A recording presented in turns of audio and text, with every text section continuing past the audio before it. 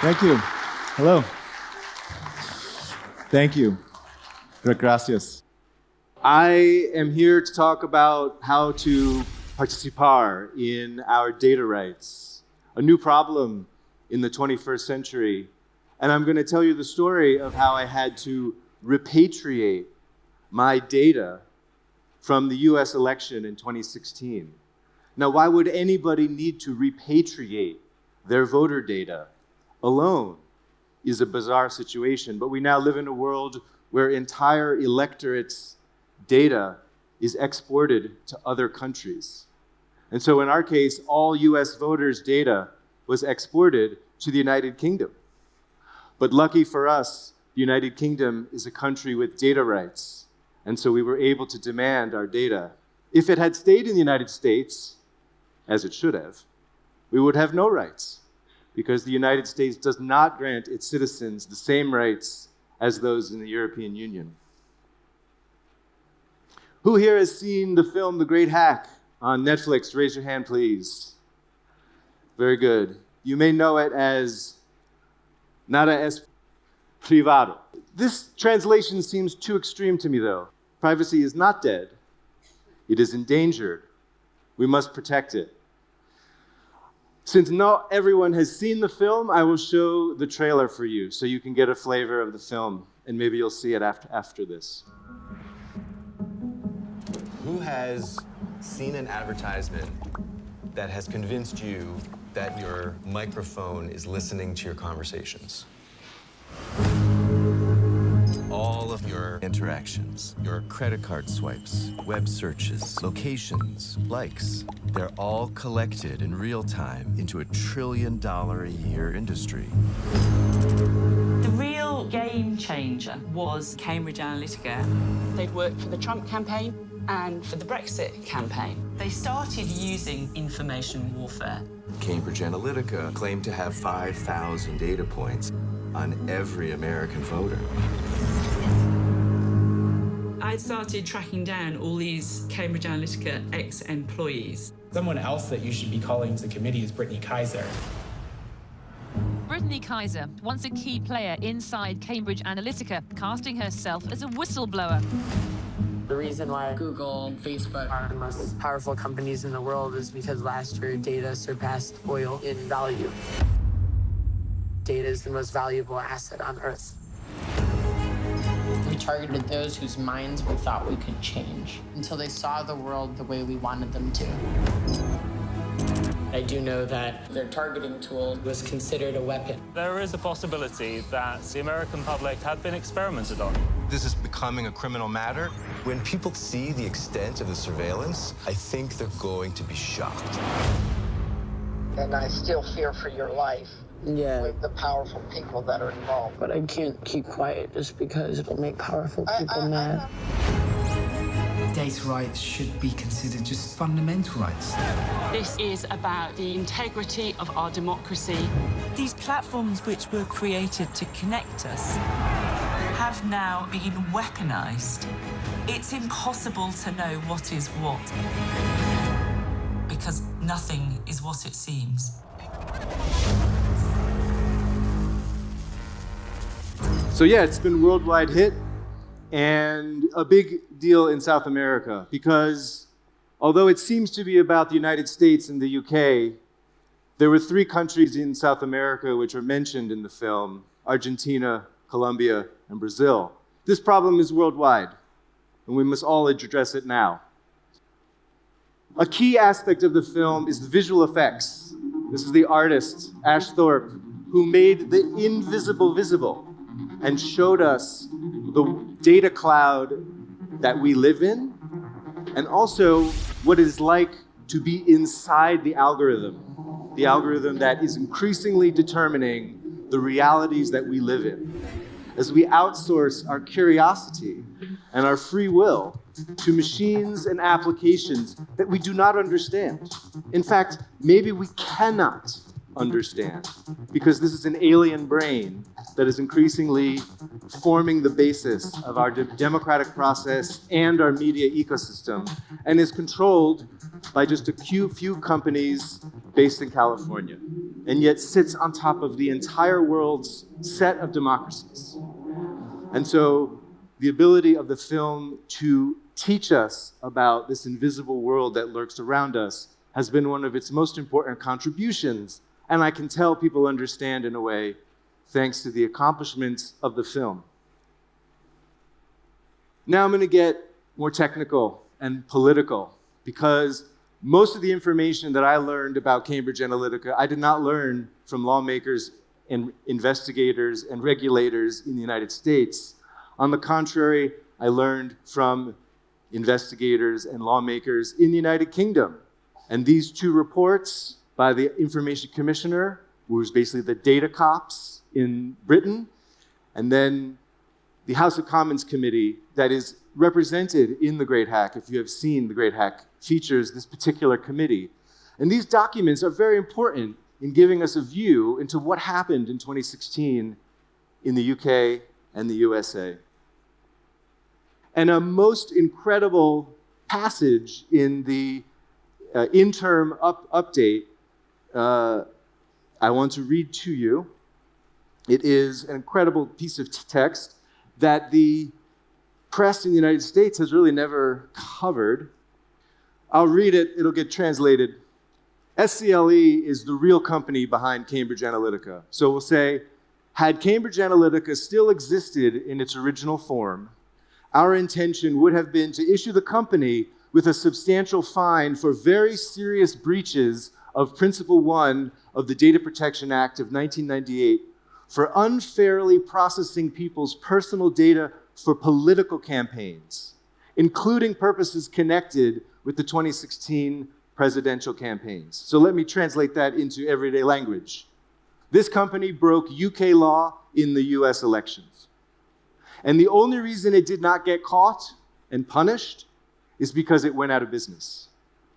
That bankruptcy and insolvency was the ultimate escape of accountability in this, the greatest data scandal in history. And so we realize that it is business law that has the ultimate loophole. We can create the best privacy laws in the world, the most muscular regulators, but if you can just go out of business when you get caught, it doesn't even matter. Two former employees of Cambridge Analytica have written their memoirs. Brittany Kaiser and Christopher Wiley are in the film. And so by watching the film and reading these two books, we get the greatest, deepest understanding of what this company really did. And realize that the press has failed us in telling us the real story. And if it wasn't for the film and these books, we wouldn't know the deepest knowledge. So we have realized, because of Cambridge Analytica, that data rights and democracy are two sides of the same coin. And we need data rights to preserve the integrity and faith and trust in our democracies. Because this scandal has taught us three very scary things. Number one, this political technology industry is international.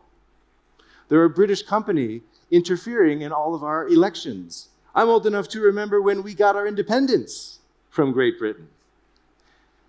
But even more scarier is this industry is militarized. It comes from the military-industrial complex. It comes from the post-9/11 winning hearts and minds, fighting terrorism with psychological operations, and then those same tools and techniques are used on electorates.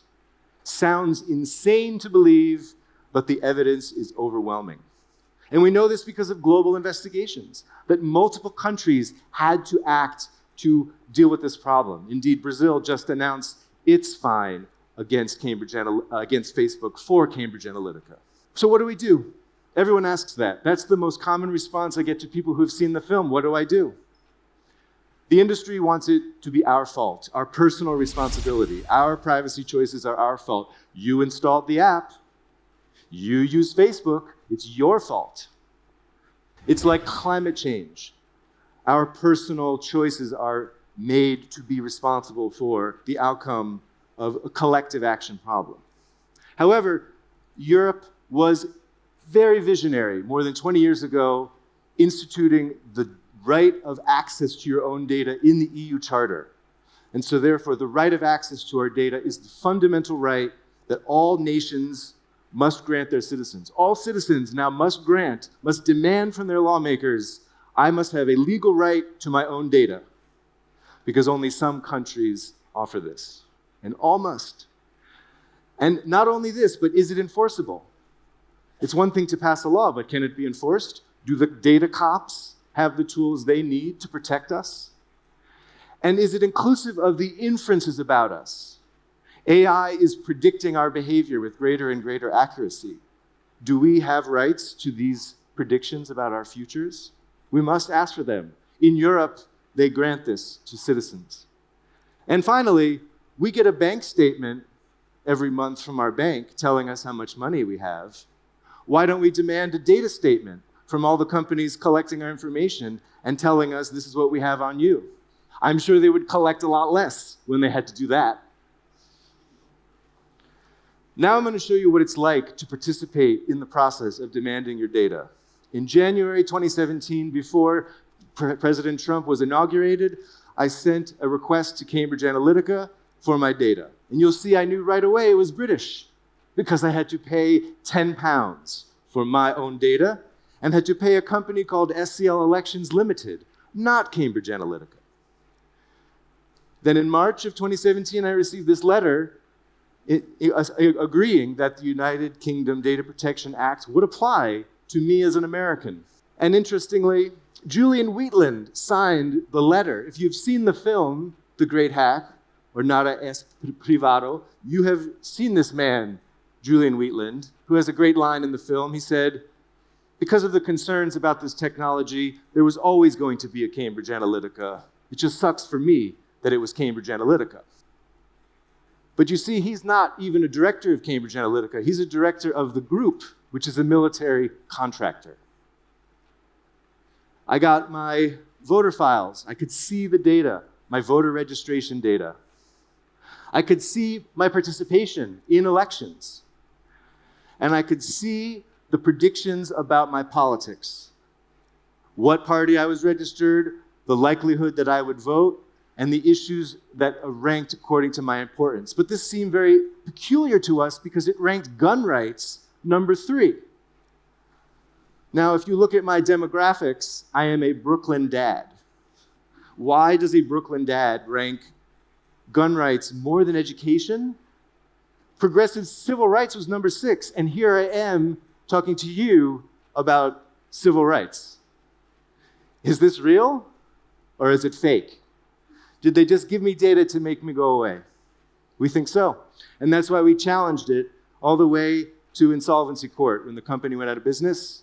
But the lesson that we have learned and the threat model that Cambridge Analytica teaches us, and all of us, is that the electorate, through this technology, has made us sortable into our desires, fears, anxieties, wants, and addressable as individual voters. Individual voter files are uploaded into Facebook, and then you are targeted as an individual, not as a group. This is a new form of democracy, and it risks democracy becoming algorithmic. That you will outsource your democratic choice to a machine, or a machine will take it away from you. We must not let this happen, and we are very close to it. And here's the problem. Advertisers get all the privacy, and we get none. And we know this because you can run an influence campaign on social media and protect your identity, and nobody knows who's behind it. That's privacy, but for the bad guys. And the rest of us are being targeted as individuals because we have no rights. We need to recalibrate this asymmetry only a little to have disproportionate effects. And this is what we need to do. There's no reason that foreign governments should be able to run influence campaigns on countries, and there's no way to know it's happening. The transparency is asymmetrical, and that's the problem. So I end offering you a very simple proposal, because I know that this country may be reconsidering its laws in the very near future, and we need to do the same in the United States. And we need these rights that start at the bottom and move up. First, you need the right of knowledge. What do they know about me? It belongs to me. It has my name attached to it. And then once you have knowledge, do you have control? Can you remove yourself? Can you say, don't sell my information? Can you say, you must ask me to sell my information?